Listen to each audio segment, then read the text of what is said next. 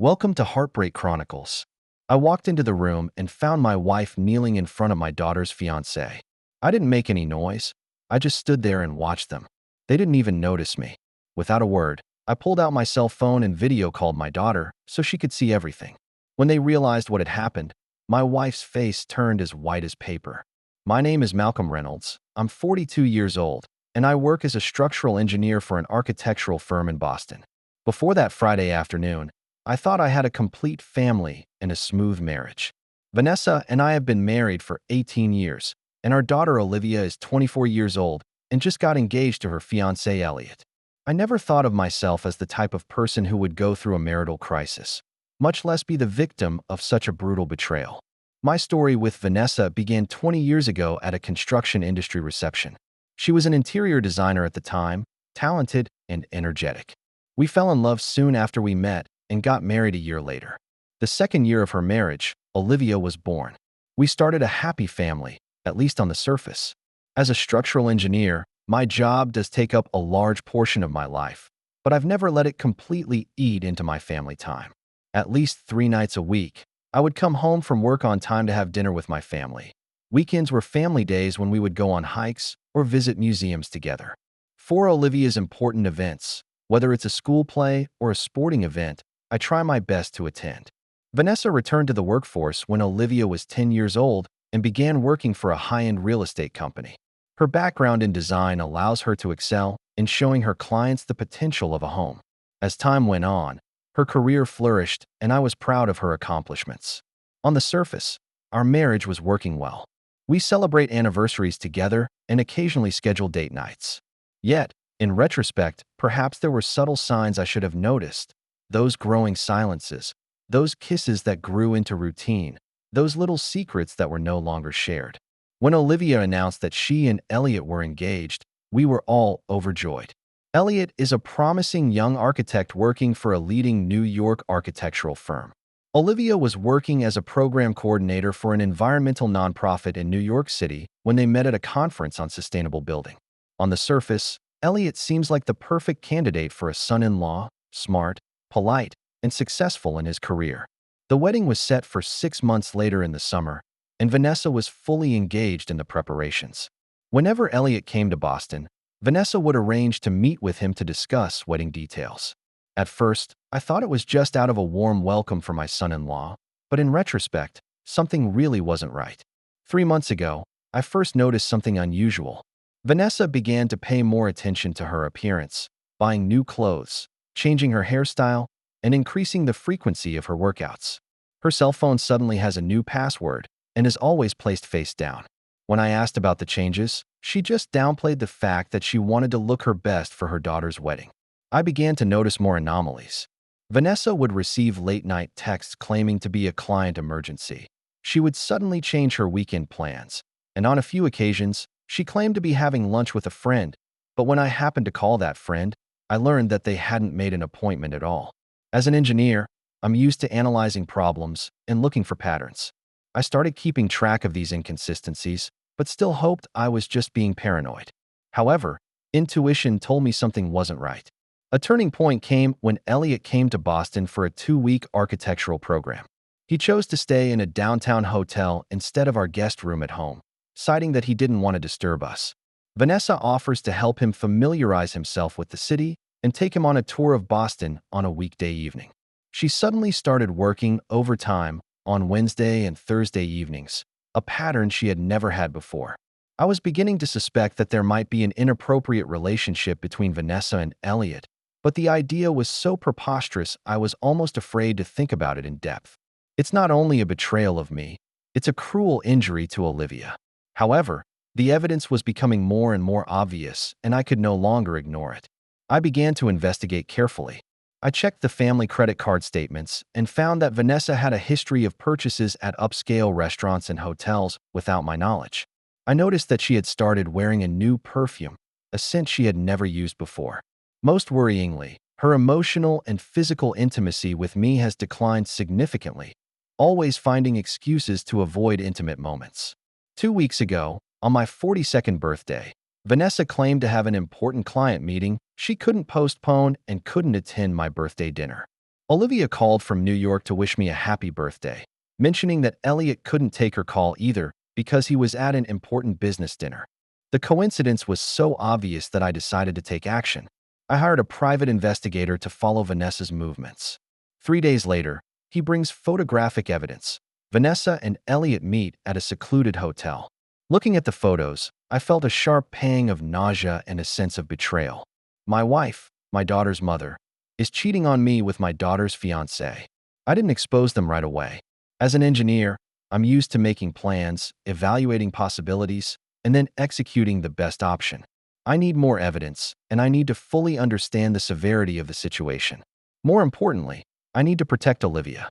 I started documenting their whereabouts, keeping text and call logs, and even installed hidden cameras in my home. My heart breaks a little more with each new piece of evidence I find. I found out that their relationship had been going on for almost 2 months, since Elliot first came to Boston for an architectural project. Last Friday, I told Vanessa I needed to go to New York for a 3-day work conference. She looked relieved and mentioned that she would be using this weekend to do some wedding preparations. I pretended to leave, but actually stayed at a nearby hotel, keeping a close eye on things at home. Sure enough, Elliot came to our house that night. Through the home camera, I saw them drinking in the living room, sitting intimately on the couch. I held back my anger and decided to catch them face to face. I quietly returned home and stood in the doorway of the living room and witnessed the scene described at the beginning. The sight of my wife kneeling in front of my daughter's fiancé gave me a violent wave of vertigo. Instead of yelling and screaming and rushing in, I calmly pulled out my cell phone and made a video call to Olivia. When Olivia got on the phone, I just turned the camera so she could see what was right in front of her. I hear Olivia on the other end of the line back up, followed by a scream of pain. It was then that Vanessa and Elliot finally noticed my presence. Vanessa's face turned pale all of a sudden as she scrambled to straighten her clothes, her lips quivering as she tried to explain. Elliot, on the other hand, stood in shock as if frozen in place. "Malcolm, wait, it's not what you think," Vanessa stammered. I just held up my hand to signal her to stop, then turned the phone towards myself and said to a tearful Olivia on the screen, "Honey, I'm so sorry you had to see this. I think you have a right to know the truth." Olivia's voice broke. "Dad, I'm booking a flight home right now." What happened next was like a nightmare. Elliot tried to explain that it was just a whim, but the evidence I got from the private investigator clearly showed that it was an ongoing relationship. Vanessa breaks down in shock and shame, crying and apologizing over and over. I calmly told them that Olivia was on her way home and that we would discuss the matter in front of her. Until then, Elliot better get out of my house, and Vanessa should think about how she's going to explain this to her daughter. When Elliot left, Vanessa tried to talk to me and explain how she got into the relationship. She claims to feel neglected and in need of attention and appreciation. She said Elliot made her feel young and cherished. "He's your daughter's fiancé," was all I said before walking into the guest room and locking the door. That night, I lay in bed and thought back over our marriage, trying to identify warning signs I might have ignored. Am I working too much? Was I not paying enough attention to Vanessa's needs? But in any case, there is no excuse to justify her behavior. It's not only a betrayal of me, it's a cruel injury to Olivia. The next morning, Olivia arrives at the house. She looked exhausted and her eyes were red from crying. When she sees Vanessa, her expression shifts from sadness to anger. "How could you do that?" Olivia's voice was low and shaky. "He's my fiancé. I love him. I trust him. I trust you." Vanessa tries to hug Olivia, but is pushed away. "Honey, I'm so sorry. This is a terrible mistake. I don't know what I was thinking." "It's not a mistake." Olivia snapped. "The mistake was unintentional. You carried on a relationship behind my back, behind Dad's back. You planned all this, hid all this." I stood by and felt a strange sense of transcendence. This is my family is crumbling before my eyes, but I can't seem to fully process that reality. The next few days were agonizing and chaotic. Elliot kept calling and texting Olivia and Vanessa, trying to explain and apologize. Olivia refuses to see him and eventually cuts off all contact. The wedding is canceled, naturally, and Olivia takes on the painful task of informing all the guests. On a particularly painful night, Olivia asked me why I didn't explode in anger like most husbands do. I told her that my anger wouldn't change what had happened, but my actions could determine what would happen next. I began consulting with a divorce attorney to learn about my options. In the meantime, I began to investigate Elliot's career. Being in the same industry, I have access to information about his past work. I discovered that he had a history of copying his colleagues' designs on previous jobs, and that his project in Boston had serious safety concerns, where he ignored critical structural issues in order to meet a deadline. Vanessa moved in with her sister temporarily to give Olivia and I space.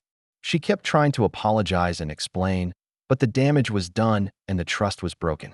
She claimed the relationship was only physical and not emotionally involved, but that didn't lessen the level of betrayal. When Olivia returned to New York to deal with her work and life, I began to execute my plan. I'm not doing this for revenge, but to hold those who hurt my daughter accountable. First, I provided Elliot's current employer with evidence of his professional misconduct, specifically his neglect of security in the Boston program. This is not slander or a false accusation. These are documented facts. I just made sure the right people saw the information. I then contacted several key players in the construction industry to share my professional concerns about Elliot's work. I did not mention personal issues, but only expressed my worries as a senior engineer concerned about public safety. As a result, Elliot's reputation in the industry took a serious hit. His Boston program was suspended for review, and his position in New York was in jeopardy. With Vanessa, I dealt with it more directly. I filed for divorce, citing irreconcilable differences and infidelity. I didn't publicize the incident on social media. I didn't describe the situation in detail to my friends, but I didn't hide the truth when asked directly. I don't want to hurt her by spreading rumors, but I'm not going to protect her reputation by lying either. Over the next few weeks, Vanessa's real estate business suffered. Clients began to hear the story, and some in her professional network began to distance themselves from her. It wasn't intentional on my part, but in an industry where relationships and reputations are crucial, news like this spreads fast. Most of our mutual friends sided with me, but a few thought my reaction was too cold and calculating. They think I should give the marriage a chance to repair, especially given our shared history and family. But I know that some trusts, once broken, cannot be repaired. Olivia stayed in touch with me throughout the process, but she also struggled to process her feelings. Not only has she lost her fiancé, but she must also reevaluate her relationship with her mother.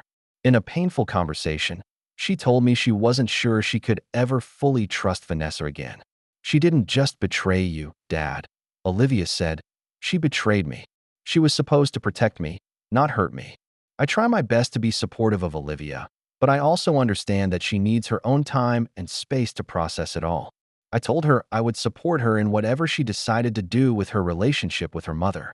As the divorce proceedings progressed, I began to think about my future.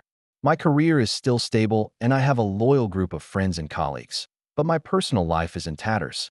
I started to think about whether I should leave Boston and start over somewhere else. Maybe in a city not filled with memories, I can rebuild my life. Meanwhile, Elliot's career is rapidly crumbling. His program in Boston was thoroughly scrutinized and multiple serious safety issues were found. He was fired as a result and faces possible legal action. He tries to reach out to Olivia, pleading for her support and understanding, but she adamantly refuses. Vanessa eventually moves out of her sister's house and rents a small apartment. Her real estate business was severely affected, and she had to accept more low-level jobs to make ends meet. She has made several attempts to reconcile with me, claiming that she recognizes her mistake and wants a chance to make amends. But some things, once done, cannot be undone. Some betrayals are too deep to forgive. This was not just a momentary infidelity, but a betrayal of our entire family and a deliberate attempt to sabotage our daughter's future. 6 months later, the divorce was finalized. The division of property was relatively fair and not too controversial. I kept the house, and Vanessa received the appropriate financial compensation. Most of our contact is through lawyers, and we rarely communicate directly. We met briefly in the attorney's office on the day of the signing of the final documents. Vanessa looks thinner and more tired than ever. "I'll never forgive myself," she whispered, "not only for losing you, but for hurting Olivia. I ruined everything." I looked at her and felt a rush of mixed emotions: anger, sadness, even a hint of pity. "Yes, you did," I replied calmly. but we all have to get on with our lives. As I walked out of the attorney's office, I felt a strange sense of relief, but also a deep sadness.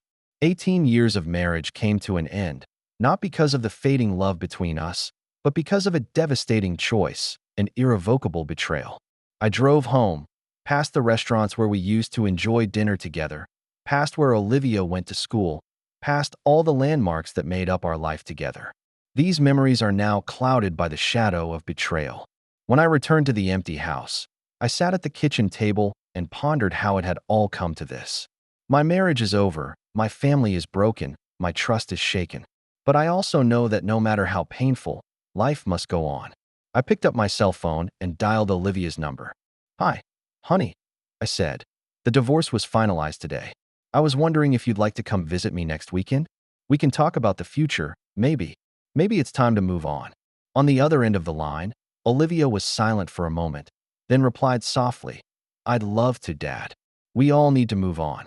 As I hung up, I looked out the window at the darkening sky.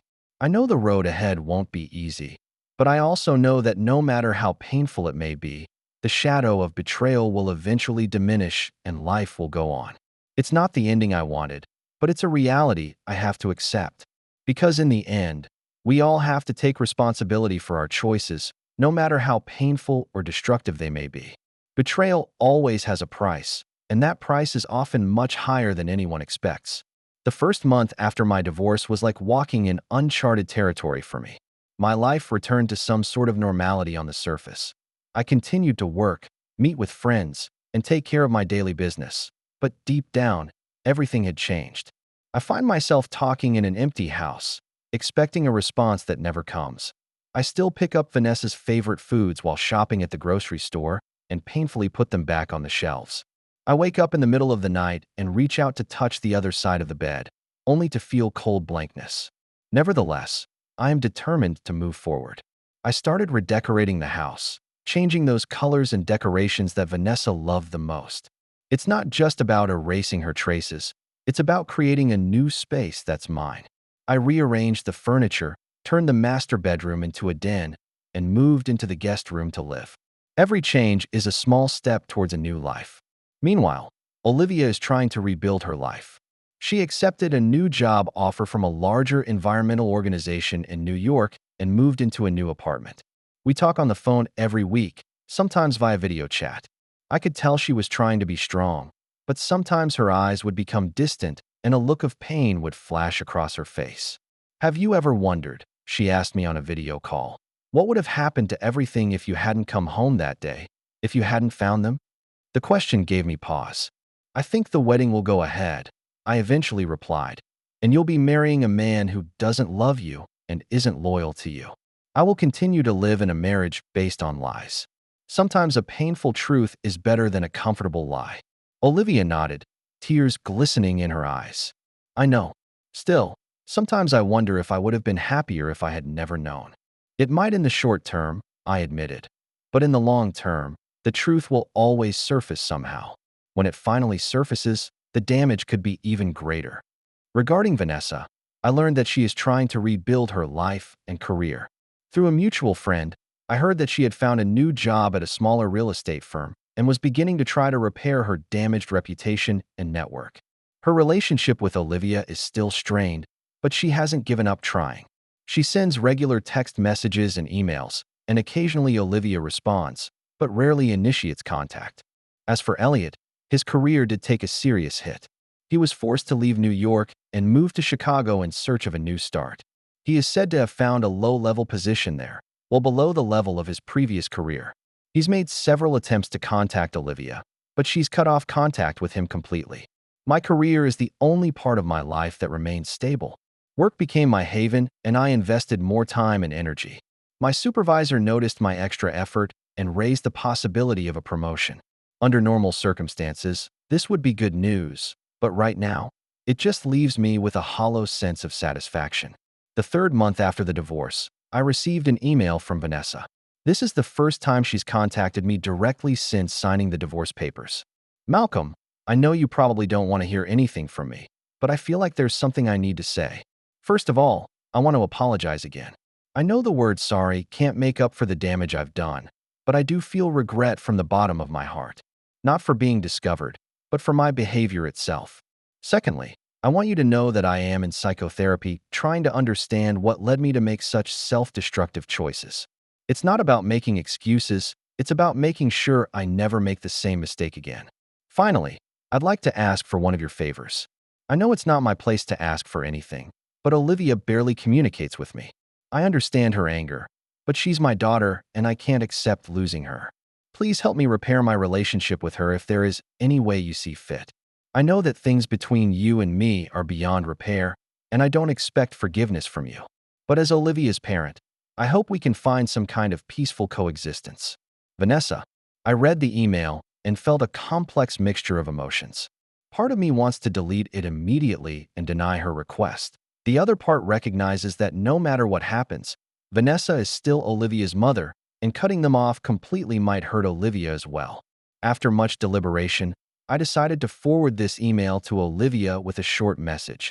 This was sent to me by your mother. I'm not going to tell you what to do, but I think you should take a look. Whatever you decide to do in response, I support you.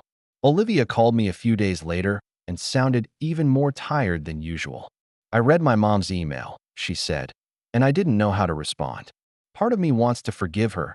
After all, she is my mother, but the other part still can't get over what she did.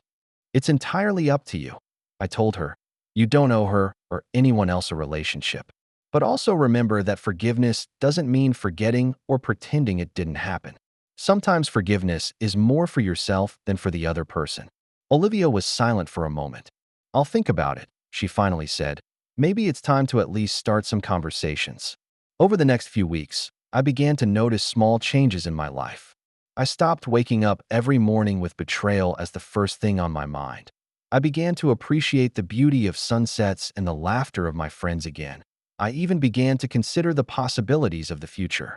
It's not the life I expected, but I'm learning how to find something to treasure in it. 6 months after my divorce, I accepted a promotion offer from my company to become a supervisor in the structural engineering department. This means more responsibility, but also new challenges and opportunities. My colleagues organized a small celebration, and for the first time in a long time, I felt real joy. That weekend, Olivia came to visit me in Boston to celebrate my promotion. When she walked into the redecorated house, she looked around in surprise. This place looks completely different, she commented. It feels more like you. I smiled. That's the purpose. New beginnings, new spaces. We had a great weekend together, visiting new attractions in the city, eating at her favorite restaurant, and even going to a jazz concert. At these events, we carefully avoided the topic of Vanessa or Elliot and just enjoyed each other's company. However, the night before Olivia left, as we were sharing a bottle of wine at home, she hesitantly spoke up. Daddy, I want to tell you something. I have recently started some correspondence with my mom. It was mostly emails and texts, but last week we talked on the phone. I nodded, trying to keep my expression calm. This sounds like a positive step. How do you feel? It's complicated, she admitted.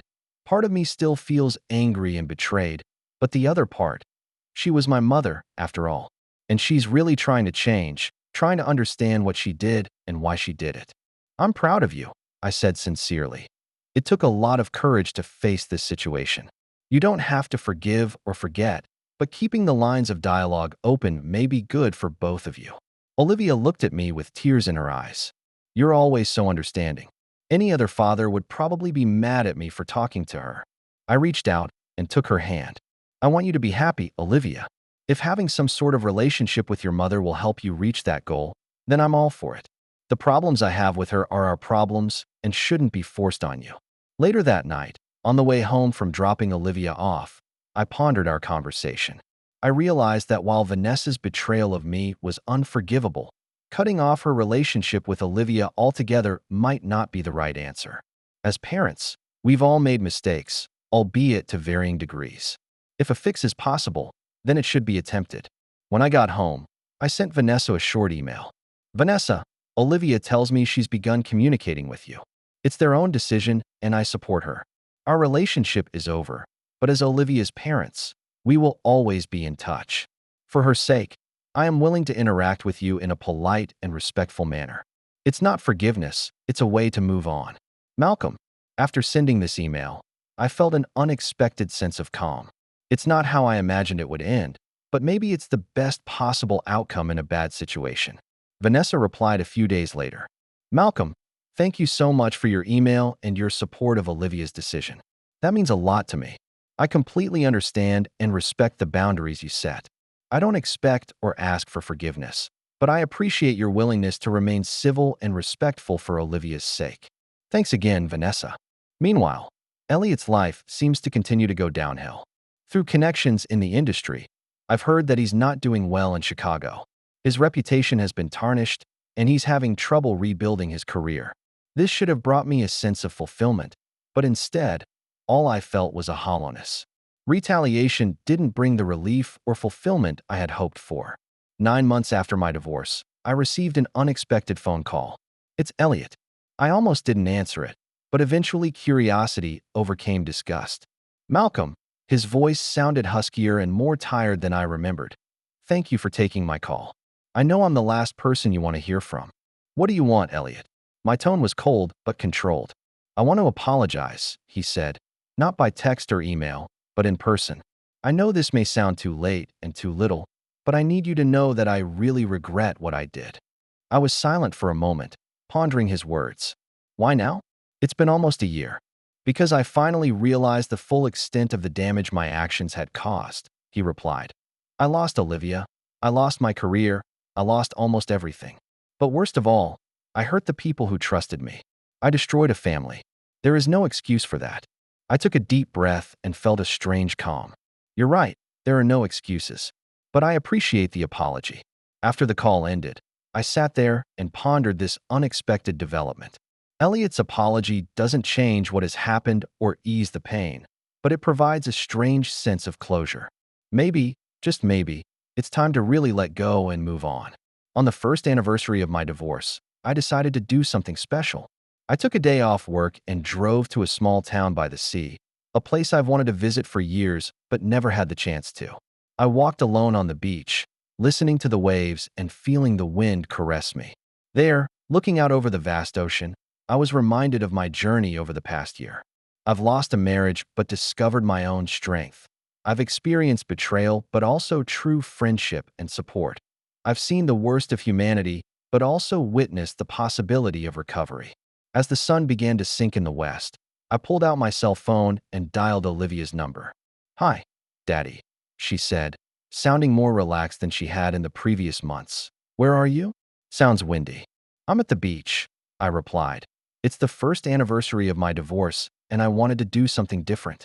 There was a brief pause on the other end of the line. Are you okay? I looked at the distant horizon and pondered the question. Yes, I finally replied. I think I do very well indeed.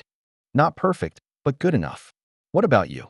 Me too, she said, sounding a little surprised. I actually had lunch with my mom yesterday. It was our first face-to-face meeting in a year. It's tough, but it also helps. I'm glad to hear that, I said sincerely. You all need this. Dad, her voice softened. Have you ever thought about forgiving her? This question caught me off guard. I looked at the waves surging toward the shore and contemplated my answer. I don't know if forgiveness fits the situation, I said eventually, but I did reach a state of peace.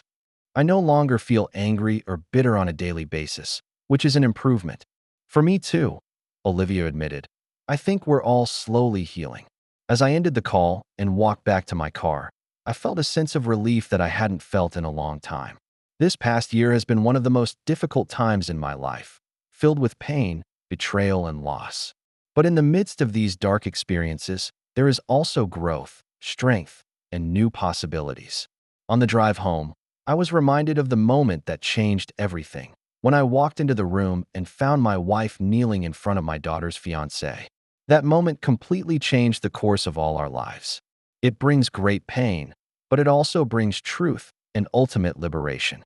Betrayal always has a price, for both the betrayer and the betrayed.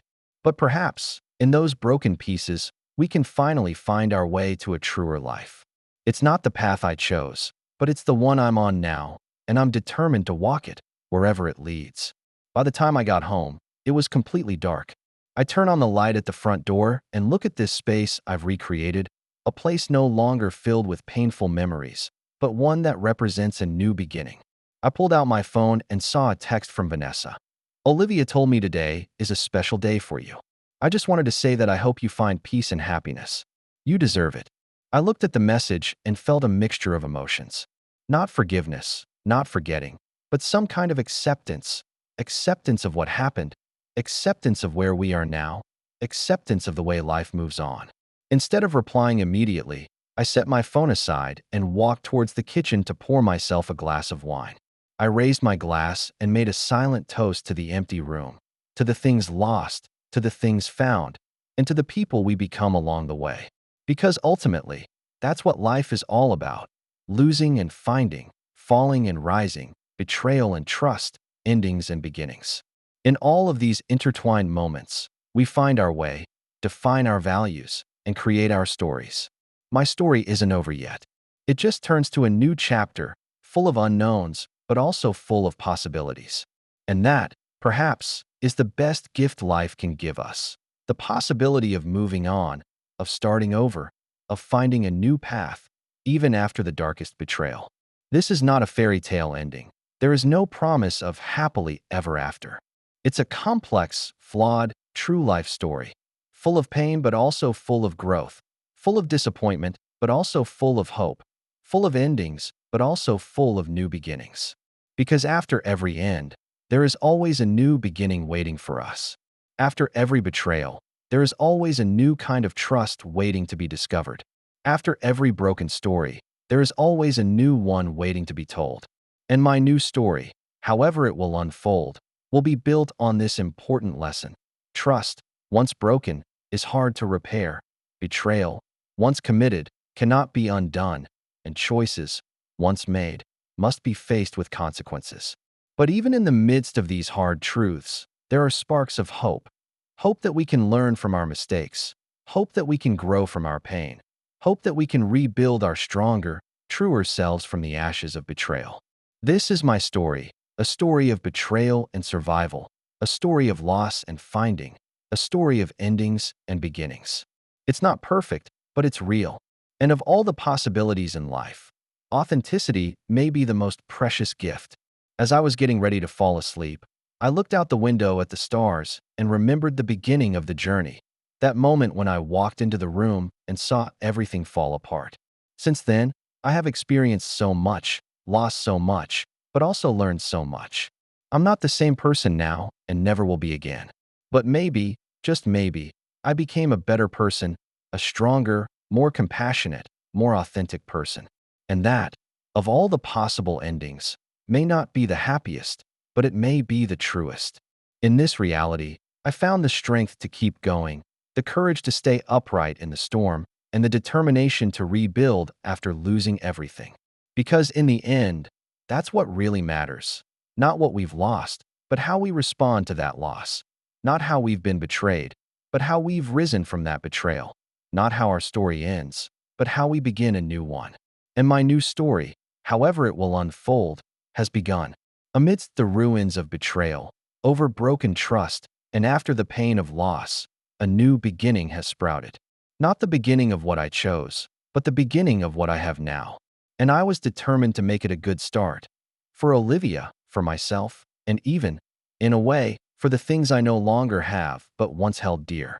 As I close my eyes and prepare to fall asleep, I am reminded of that old adage: be grateful for the things in your life that treat you well, and be grateful for the things in your life that hurt you, for they shape you just the same. Perhaps, of all the wisdom out there, this is the hardest but most valuable lesson to learn: how to find meaning in the midst of loss and pain, purpose in the midst of betrayal and brokenness, and new beginnings in the midst of failure and closure. It's a journey, not a destination. It's a process, not a result. It's a story still unfolding, full of possibilities, waiting to be written, one day, one page, one step at a time. And today is the first page of this new story. Today, the shadows of betrayal are beginning to fade and new possibilities are beginning to emerge. Today, I choose not to be defined by my past, but to define my own future. Today, I choose to look forward, not backward. Because ultimately, that's all we can do. Choose to look forward, Choose to move on. Choose to find hope and meaning in each day, no matter what the day before brought. In these choices, in these small day-to-day decisions, we find the strength to not just survive, but to truly live. This is my story, a story of loss and finding, a story of betrayal and trust, a story of endings and beginnings. It's not perfect, but it's real. And of all the gifts, authenticity may be the most precious. Because authenticity brings us face to face with ourselves, with others, and with all the complexities of life. Authenticity allows us to feel pain honestly, but it also allows us to experience joy sincerely. Truth doesn't allow us to hide behind comfortable lies, but it does allow us to grow and prosper in the sunlight of truth. So, as I prepare to rest at the end of this new day, I make a promise to myself to live in the truth, no matter how difficult it may be, to search for meaning, no matter how hidden it may be, to create a new story, no matter how the old one ends. Because betrayal may end a chapter, but it doesn't end the whole book. That book is still being written, and every day is a new opportunity to add a page of beauty, meaning, and truth. That's my commitment to myself, to Olivia, and to the future, whatever it may bring. And that, of all the possibilities, may be the best ending. Not the perfect ending, but the true ending. Not the ending I wish for, but the ending I need. Not the end of the story, but the beginning of a new one. In this new beginning, in this process of rediscovery and recreation, I have found one of life's greatest gifts, the ability to choose how to respond to all that life gives us, for better or for worse, for joy or for sorrow, for love or for hate. Because ultimately, that's the true nature of life. Not what happens to us, but how we choose to react to them. Not what we lose, but how we choose to carry on with what's left. Not how the past has shaped us, but how we choose to shape our future. That's my story. That's my truth. This is my new beginning. Because after every betrayal, after every loss, after every closure, there is always a choice waiting for us: to dwell on the pain of the past or to embrace the possibilities of the future. And I chose the latter, no matter what it might entail. Because of all the choices, this may be the bravest and the most rewarding: the choice to move on, the choice to trust again, the choice to live again, even after the deepest betrayal. For this is true strength. Not never having fallen, but getting back up after each fall. Not never having been hurt, but still being able to heal after being hurt. Not never having been betrayed, but still being able to find the courage to trust after being betrayed. This is my journey, and it's just beginning. That's the end of today's story. For more captivating tales, hit subscribe and never miss an episode.